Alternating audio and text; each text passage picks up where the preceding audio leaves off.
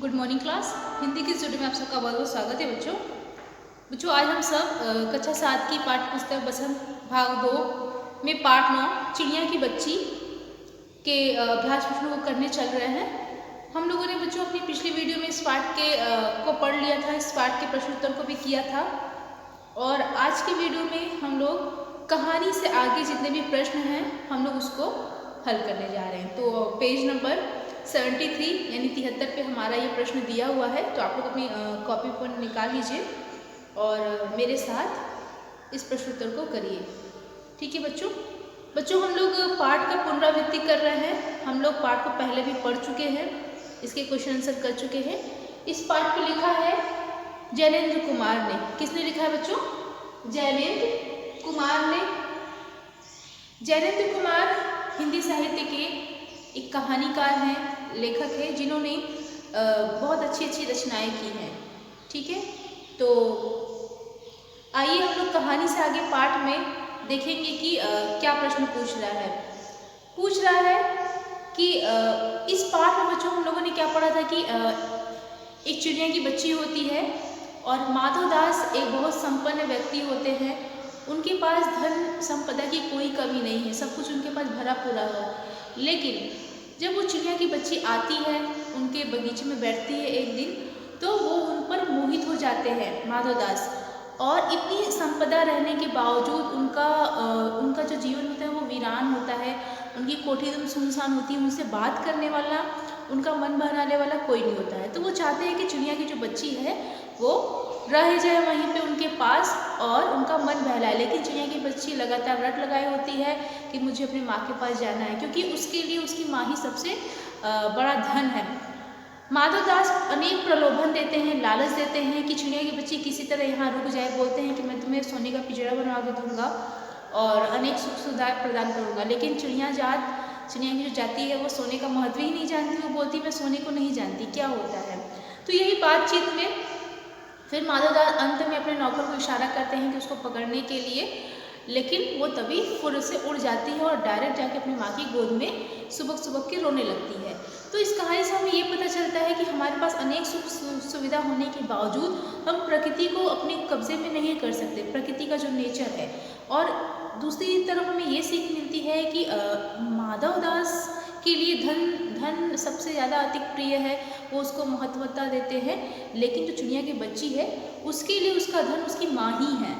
ठीक है, तो हम लोगों ने बच्चों इस चैप्टर को अच्छे से पढ़ लिया था, प्रश्नोत्तर भी कर लिया था और हम लोग कहानी के आगे जो हमारे प्रश्न दिए गए हम लोग उस पर चर्चा करेंगे। ठीक है, तो पहला प्रश्न है हमारा कहानी से आगे में कि इस कहानी में आपने देखा कि वह चिड़िया अपने घर से दूर आकर भी फिर अपने घोंसले तक वापस पहुंच जाती है। मधुमक्खियों, चींटियों, ग्रह नक्षत्रों तथा प्रकृति की अन्य विभिन्न चीजें हमें एक अनुशासनबद्धता देखने को मिलती है चीजों में। इस तरह के स्वाभाविक अनुशासन का रूप आपको कहाँ कहाँ देखने को मिलता है, उदाहरण देकर बताइए। ऐसे ही अनुशासन, डिसिप्लिन किन किन चीज़ों में आपको और देखने को मिलता है, उदाहरण देकर इसको बताना है। ठीक है, तो जिस प्रकार ग्रह नक्षत्रों का घूमना और मधुमक्खियों का शहद बनाना, ये नियमबद्धता उनका कार्य है, वो उसमें परिवर्तन नहीं करते, वो नियम से सारी चीज़ों को करते जाते हैं। तो ऐसे ही हम लोग को प्रकृति की और किन किन चीज़ों में ऐसी नियमबद्धता देखते हैं, आइए हम उसको लिखते हैं। ठीक है, तो प्रश्न हमारा ये पहला है, कहानी से आगे हमारा ये पहला प्रश्न है, कहानी से आगे। बच्चों मैं प्रश्न को नहीं उतार रही हूँ, प्रश्न लंबा है, आप लोग किताबों से देख के उतारेंगे, मैं उत्तर इसका डायरेक्ट लिखाने चलूँगी। उत्तर है पहला हमारा कहानी से आगे में कि प्रकृति की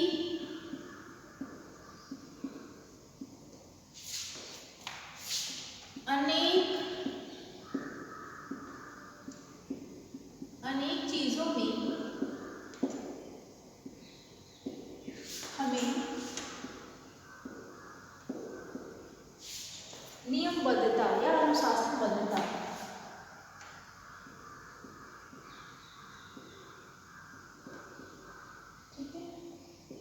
अनुशासन बद्धता देखने को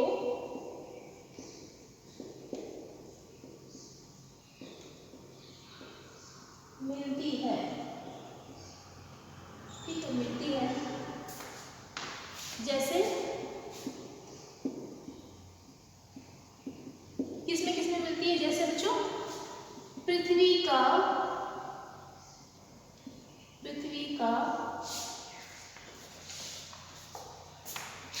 सूर्य का, पृथ्वी द्वारा सूर्य का, ठीक है, पृथ्वी द्वारा सूर्य का चक्कर लगाना। ठीक है, पृथ्वी द्वारा सूर्य का चक्कर लगाना। दूसरा क्या है बच्चों?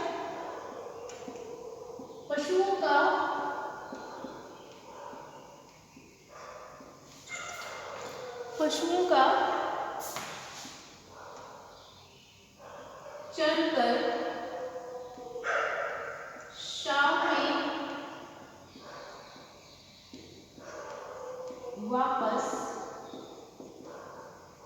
में वापस लौटना।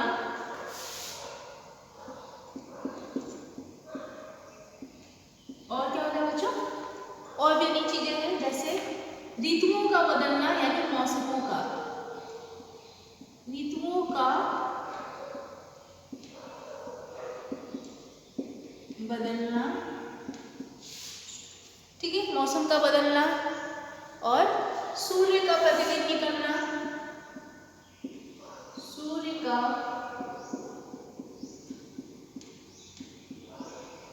प्रतिदिन निकलना। तारों का निकलना। ठीक है, तारों का निकलना आदि। तो इन सारी प्राकृतिक चीजों में हमें क्या नियमबद्धता दिखाई देती है कि वो लोग नियम से निकलते हैं और उनके नियम में कोई भी ब्रेक नहीं होता है। ठीक है, इसके बाद बच्चों हमारा अगला प्रश्न है कि दूसरा, सोच कर लिखिए कि यदि सारी सुविधाएं देकर एक कमरे में आपको सारे दिन बंद रहने को कहा जाए तो आप क्या स्वीकार करेंगे? आपको अधिक प्रिय क्या होगा, स्वाधीनता या प्रलोभन वाली पराधीनता? ऐसा क्यों कहा जाता है कि पराधीन व्यक्ति को सपने में भी सुखी नहीं मिलता? नीचे दिए गए कारणों को पढ़ें और विचार करें। तो क्यों नहीं मिलता? ऐसा इसलिए बोले जाते हैं बच्चों क्योंकि अगर हम लोग पराधीन हो जाएंगे, पराधीन मतलब होता है गुलाम होना, स्वाधीन मतलब होता है आज़ादी। पराधीन और स्वाधीन जो हमारे विलोम शब्द है। ठीक है, पराधीन होता है गुलाम, पराधीन मतलब गुलाम, और स्वाधीन होता है हमारा स्वतंत्र, आजादी। ठीक है ना, स्वाधीनता की लड़ाई, इसलिए बोला जाता है कि स्वाधीनता की लड़ाई यानी आजादी की लड़ाई। तो पराधीन क्या होता है? गुलाम। स्वाधीन मतलब होता है आजादी। पराधीन और स्वाधीन क्या है? हमारे ये दोनों विलोम शब्द हैं। ठीक है, तो क्या बोला जा रहा है कि अगर आपको पराधीन बना के यानी गुलाम बना के प्रलोभन वाली चीजें देके एक कमरे में बंद किया जाए तो आपको क्या स्वीकार होगा? गुलाम बनना स्वीकार होगा कि आज़ादी, स्वाधीनता स्वीकार होगी? तो बेसिकली हम लोग ये बोल सकते हैं कि हम लोग को स्वाधीनता ज़्यादा मंजूर होगा क्योंकि हम लोग स्वतंत्र रहना चाहते हैं। किसी के बंधन में प्रलोभन वाली अच्छी चीज़ें लेके घर में रह के क्या करेंगे? स्वतंत्र होके हम लोग कुछ कर सकते हैं अपने लिए। स्वतंत्रता ज़्यादा महत्व है हमारे लिए पराधीनता से, क्योंकि हम किसी को अगर स्वतंत्र बना के, स्वतंत्र करने वाला व्यक्ति सामने को अगर मैं किसी को पराधीन बना के रखूँ, गुलाम बना के रखूँ तो मैं स्वयं सुखी नहीं हूँ। जैसे माधवदास थे, माधवदास चिड़िया को पराधीन बनाना चाहते थे लेकिन वो स्वयं सुखी नहीं थे। ठीक है, और सुख के सपने देखने का भी अवसर उनके पास नहीं था, क्योंकि पराधीन बनाने की इच्छा रखने वाला व्यक्ति स्वयं सुखी नहीं होता, क्योंकि पराधीन व्यक्ति सुख के सपने देखना ही नहीं चाहता। और जो पराधीन व्यक्ति है, जो गुलाम बनना खुद चाहता है कि प्रलोभन वाली चीज़ों को लेके मैं गुलाम बन जाता हूँ, मुझे सुख सुविधाएं मिलेंगी तो मैं एक कमरे में बंद रहूँगा किसी का गुलाम बन के, तो वो एक तरीके से सुख की कामना ही नहीं करता। असली सुख क्या है वो जानता ही नहीं है। तो असली सुख हमें आज़ादी में ही मिलती है, स्वतंत्र रूप से सोचना, अपनी इच्छा के अनुसार कोई भी कार्य करना। अगर हम गुलाम रहेंगे तो हमें सारा कार्य सामने वाले की इच्छा के अनुसार करना पड़ेगा। तो स्वाधीनता का एक अलग महत्व है और पराधीनता का, पराधीन होंगे तो हम लोग सामने वाले के इशारे पे ही सारा काम करेंगे। तो इस उत्तर को आप लोग सोच के अपने तरीके से लिखेंगे कि स्वाधीन होना और पराधीन होने में क्या अंतर है और आपको क्या पसंद है, स्वाधीन होना या प्रलोभन वाली वस्तुओं को लेकर आप पराधीन होना चाहते हैं। ठीक है, अब आता है हमारा अनुमान और कल्पना का प्रश्न। बच्चों लिखा है, आपने गौर किया होगा कि मनुष्य, पशु, पक्षी इन तीनों में से माएँ अपने बच्चे का पूरा पूरा ध्यान रखती हैं। प्रकृति की इस अद्भुत देन का अवलोकन कर अपने शब्दों में लिखिए। मतलब माँ किस प्रकार अपने बच्चे का ध्यान रखती है, हमारी माँ भी हमारी किस प्रकार ध्यान रखती है।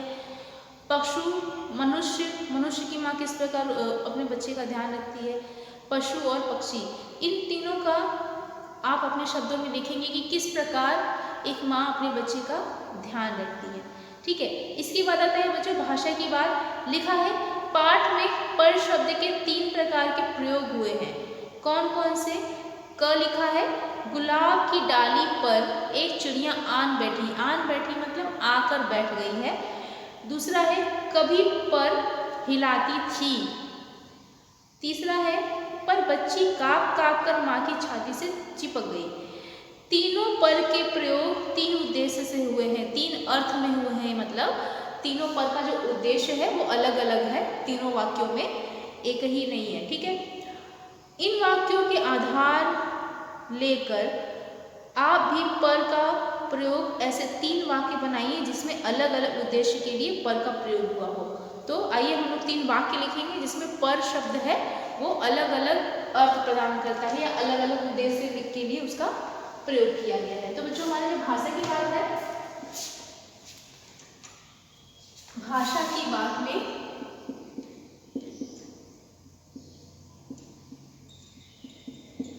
ठीक है, पर शब्द का इस्तेमाल क्या कर सकते हैं, लिख सकते हैं, मेरे छत पर। ठीक है, मेरे छत पर एक मोर बैठा है। ठीक है, मेरे छत पे एक मोर बैठा है। लिख सकते हैं उसके, या ये भी लिख सकते हैं, मोर के पर चमकीले हैं।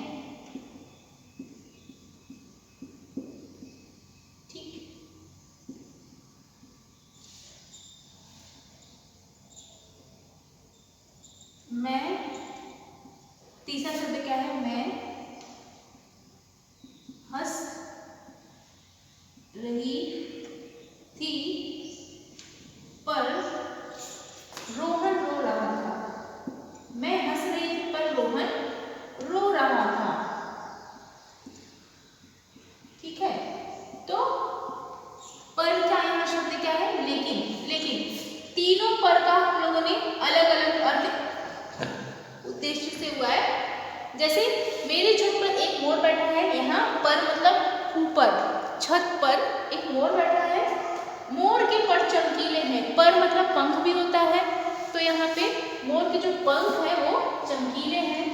और तीसरा वाक्य क्या है, मैं हंस रही थी पर रोहन रो रहा था।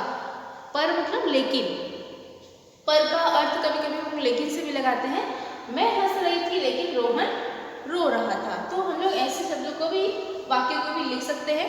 ठीक है, तो ऐसे ही आपको और भी शब्द, वाक्य, ऐसे और भी वाक्य बनाने हैं जिसमें पर के अलग अलग उद्देश्य हो या अलग अलग अर्थ निकलते हो। ठीक है बच्चों, इसके बाद हमारा दूसरा प्रश्न है, पाठ में तैरने क्षण भर खुश करियो। 3 वाक्यांश ऐसे हैं जो खड़ी बोली हिंदी के वर्तमान रूप में तूने, क्षण भर, खुश करना, ठीक है, लिखे बोले जाते हैं, लेकिन हिंदी के निकट बोलियों में कहीं कहीं इनके प्रयोग होते हैं। इस तरह के कुछ अन्य शब्दों को खोजिए और लिखिए। जैसे पाठ में दिया है बच्चों, तैने, तैने का मतलब क्या होता है? तूने। क्षण भर, ठीक है, क्षण भर मतलब होता है थोड़ी देर, क्षण के लिए। जैसे वाक्य में यहाँ क्या लिखा है बच्चों? तैने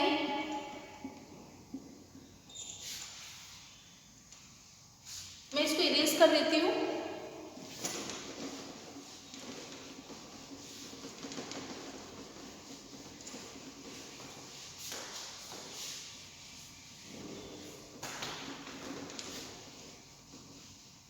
देखिए, भाषा की बात में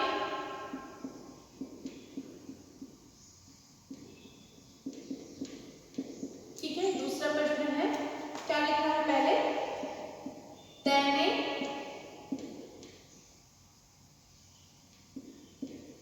क्षण भर, पाठ में हमारे ये शब्द आए बच्चों, तैने क्षण भर खुश करियो। माधव जब बोलते हैं चिड़िया को कि खुश करियो, तो तैने का मतलब क्या होता है बच्चों? तूने क्षण भर, छ से छाटा का यहाँ प्रयोग हुआ है, लेकिन होता है ये क्षण भर, ठीक। खुश करियो मतलब खुश करना, खुश करना। तो तैने का अर्थ तूने, क्षण भर का मतलब क्षण भर। ये हमारी किस भाषा का है बच्चों? ये हमारी है देशज भाषा, ठीक है। और 3 वाक्यांश ऐसे हैं जो खड़ी बोली हिंदी के वर्तमान रूप में तूने, क्षण भर लिखे बोले जाते हैं। ये हमारी देशज भाषा है बच्चों, लेकिन ये हमारी क्या है? हिंदी की खड़ी बोली भाषा है, जो हम लोग इस्तेमाल करते हैं बोलने में और लिखने में। ये तो देशज भाषा है, वहाँ की देश की भाषा। ये क्या है? तूने, क्षण भर और खुश करना, ये हमारी क्या है? खड़ी बोली के शब्द है। तो ऐसा ही बोल रहा है कि और शब्दों को लिखिए जो लिखी कुछ और जाती है, उसका प्रयोग खड़ी बोली में किस प्रकार होता है। तो लिख सकते हैं हम लोग, जैसे आयु, आयु, आयु को खड़ी बोली में क्या लिखेंगे बच्चों? आओ, ठीक है, आओ। करियो, करियो